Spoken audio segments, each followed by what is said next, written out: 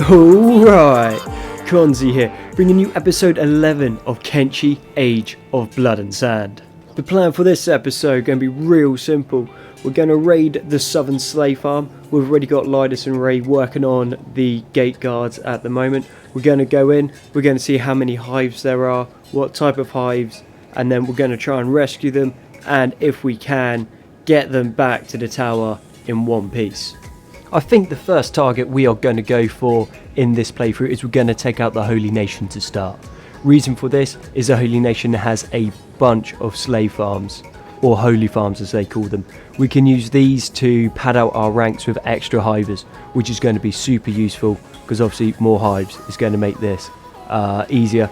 Also, soldier drones are super rare, so every chance we get to get one is going to be massive and we're going to need to take it. Once the Holy Nation start attacking us back, it's going to be good practice for anyone that is still at the settlement, because later on I will need everyone to be able to hold their own in a fight for some of the battles we are going to be getting into. Once we're happy that the Holy Nation has been dealt with and the High Lord Phoenix is either dead or has been sold into slavery, we'll then have to start focusing down on the Western Hive. The Western Hive is similar in their strategy to the Holy Nation with massive swarm tactics, but the difference being that they are better trained and better equipped than the Holy Nation. So once we manage to take out the Queen and they start launching their counterattacks, we are going to be in for some serious fights, which is going to be a lot of fun, but the fights are massive and it wouldn't surprise me if they lasted like an episode or two just to deal with the amount of hivers they'll be launching at us. Before we go after the Western Hive, we're going to need to make sure that we have enough hive culture books to be able to unlock the hiver armor. Once we've unlocked the hiver armor, we're going to then start being able to produce our own soldier plate. This soldier plate is one of the few armors in the game that offers head protection, but where it's a soldier drone, it offers 100% head protection and it's heavy plate. It has negative modifiers, but they easily get outweighed by the amount of armor protection it offers and also the fact that it protects heads. So when we're attacking towns and there's harpoon shooting, we're not going to randomly lose soldier drones to a random headshot, which is always super annoying. I'll finish the rest of the objectives a little bit later, but right now I think we need to get on with the primary objective of this episode, which is to get as many hivers as we can. Now, I'm not expecting the hivers to make it back to the tower. I would like a few of them to make it back, but I'm not expecting many because it's going to be a very dangerous road and it's a long journey and there's a lot of nasties out, and we've only been in this slave camp for maybe 5 minutes or so and it's already starting to get overrun by beak things, which means that my hives are going to be at risk very shortly. Also, the rest of the map is just spawning crazy amounts of enemies, crazy amounts of NPCs, and pretty much everything is hostile to us and wanting to eat the little bug men. So I'm not going to bother giving them names, I'm not going to change their appearance because I am not expecting many of them to make it. I mean, I've got Ray and Lidus that hopefully will be able to offer some protection, but there's only 2 of them and it is a long journey. So if Ray or Lidus get tagged in the legs or they slow down, they are not going to be able to help the rest of the hivers and they'll be by themselves. They're going to need to rely on their natural defense, which is just running as fast as they can. And that right there is a nice amount of cats. To me that makes sense. I mean, he is a slave trader, he is going to have money. I mean, it's quite a lot of 45,000, don't mind if I do. But yeah, like I said, these hives at the moment, don't get attached to them, don't think they're all going to live, because I'm pretty sure a lot of them aren't. If we can find, say, a soldier drone, I will do my best to keep that alive, because that is going to be super important and really needed. I mean, the princes, yeah, they're going to be good. I like princes because then I've got extra people that I can put onto crafting, because that makes sense to me.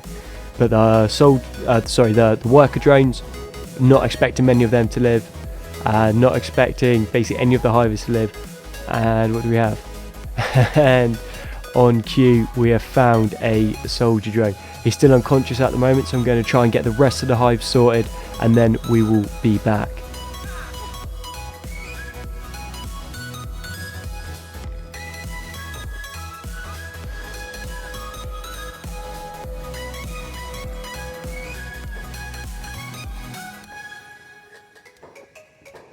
Okay, so I have a bunch of hivers that haven't been named yet, so they're going to need naming.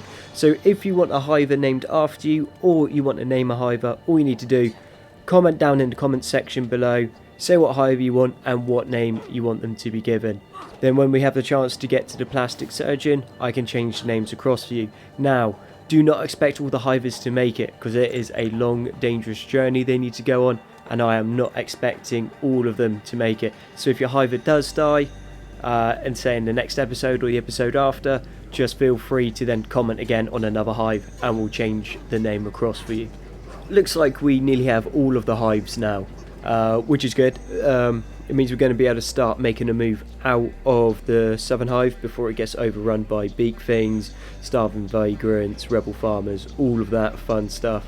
I mean, Linus and Ray can deal with most of it for a while, but the other hivers will not survive and they will not make it. And we have a bunch of monks over there. But now, let's see if the soldier drone's awake and let's see if he'll join us. Yeah, buddy! Right, so he's going to need to be like pretty tall. He's going to need to be fairly buff because he's going to be soldier drone, and even taller. And I think a good name is going to be Tychus. If I can smell properly. There we go. Alright. Let's get Tychus out of that cage. And even more hypes. Oh, okay, wasn't expecting that. And a extra prince. Tidy. So what's that? That's 2 princes, 1 soldier drone, and a lot of hive worker drones, which is good. Like, this is what I'm going to need for the colony to get up. Now I'm going to need to figure out how to get them to the tower. I can get Linus to carry one of them. Ray can't carry one because his arm's all mashed up. This is going to be difficult. This is not going to be easy.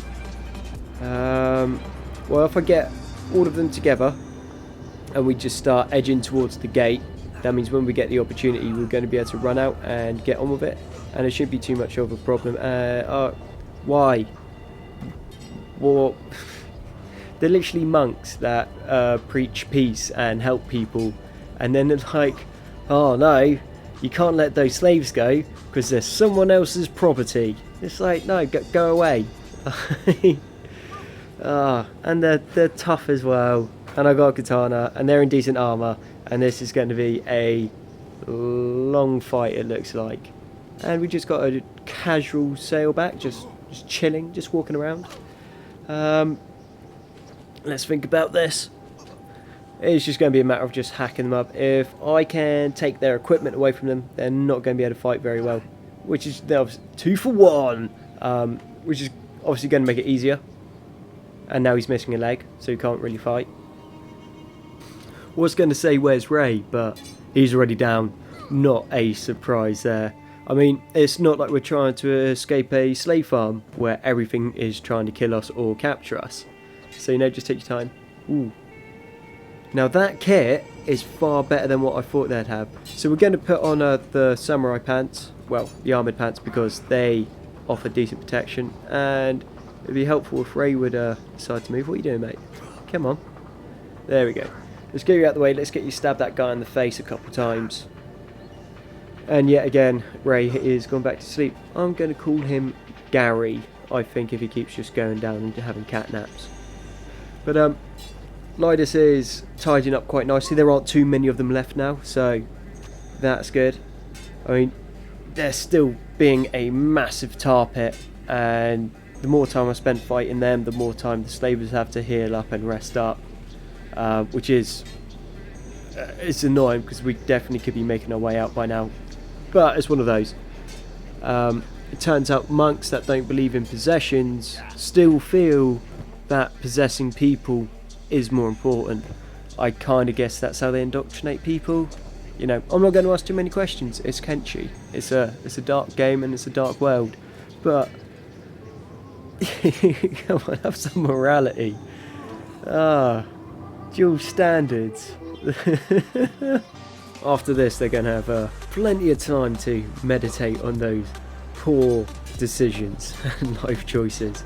We'll just get Ray into some samurai armor as well, That's going to make him a bit more tanky. His chest is already completely done in, so it's not going to help him a massive amount now, because if he just gets tagged in the chest, he's still going to go down. But against things like crossbows and that, the harpoon resist on this is pretty decent, and then you mix that with his toughness, and hopefully it should stop him from going down, will be the plan. But we'll just get anything else that we find useful. Nice thing being the amount of pole arms they're dropping, because everyone knows that hivers naturally need pole arms. Well, most of it's just to fight Becca things, you know. That's what they do. I mean, I'm not in vain, so I'm not going to be fighting a mass amount of them, but I am by gut, and I will need to send out hunting parties. So having the extra pole arms is never going to be a miss. And it also looks like taking away their weapons and that samurai plate didn't help, because it turns out they're good at martial arts. But if I left that samurai plate on them, they wouldn't be doing so well in martial arts because of the massive like debuffs to it. I don't think it's going to save him. They are still going to go down. Double hit. Oosh! Oh, that was such a good clothesline. The guy literally ran into the sword. Oh, that was beautiful. I enjoyed that. And yeah, just take the last of them out, get the last of the equipment I need, and then looks like we're nearly about ready to make our way out. So there's a couple bits left, so not too much to worry about. Wait a sec. Okay, so I can wear their chainmail. Bit of an oversight, but yeah, I mean, Lydas and Ray, the only chest armor they can wear is the leather armor. Not even the dark leather armor, but the really rubbish Hiver vests, which don't really do anything. So that way, actually having those chainmail things, that will tie me over until I can start producing masterwork leather vests, because until that point there's really not much point wearing them. Whilst we have the Calm for the Storm, we're going to use this as a chance to heal up our Hivers. So Ray's going to need healing up, Lydas is going to come in, heal everyone else. He has managed to finish off just about the last of the guard, so once we're ready to go, we're just going to go straight for the gate, find a safe place, safe-ish, there isn't really safe places anymore on the map, and then we're going to regroup. Once we've all regrouped, it is going to be a free-for-all. Everyone is just going to run as fast as they can, and if they make it to the tower, they are worthy of joining Lydas' hive. If they don't make it, well then they're an unfortunate casualty in Lydas' adventure. Nice thing about hives, like I always say, they are expendable. This will be as good a time as any for our breakout, so we might as well get everyone out whilst we still have the chance. We're going to have a few stragglers, a couple people who appear to have been tagged in their leg, but everyone is on full speed, so that means when they run as fast as they can, not as fast as everyone else can. Other than Lydas and Ray, they're set to go at the same pace as the slowest person. I think this might work out well, because then I can keep them with the stragglers, because the stragglers obviously aren't going to be able to run, so they would have no chance of making it to the tower by themselves. This way, at least they have a chance. I think Lydas and Ray have a decent shot of being able to babysit 1 or 2 hives. Anything more than that and they're not going to be able to do it. If there's a couple stragglers, not a massive issue, we can help them and deal with it and hopefully give them a better chance. But trying to deal with the rest of the group, there is far too many of them, and their best defense at the moment is going to be just to run as fast and as far as they can before something goes and kills them. I think it's time that people put bets on how many hivers they think will make it to the tower, because I'm wagering not many, but I don't know yet. I've still got to do it, so I'll try to keep them alive, but I can't promise anything. And with that, I need to bring the episode to the end. Thank you very much for watching episode 11 of Kenshi Age of Blood and Sand. I look forward to seeing you in the next one, and I'm interested to see how many hivers make it.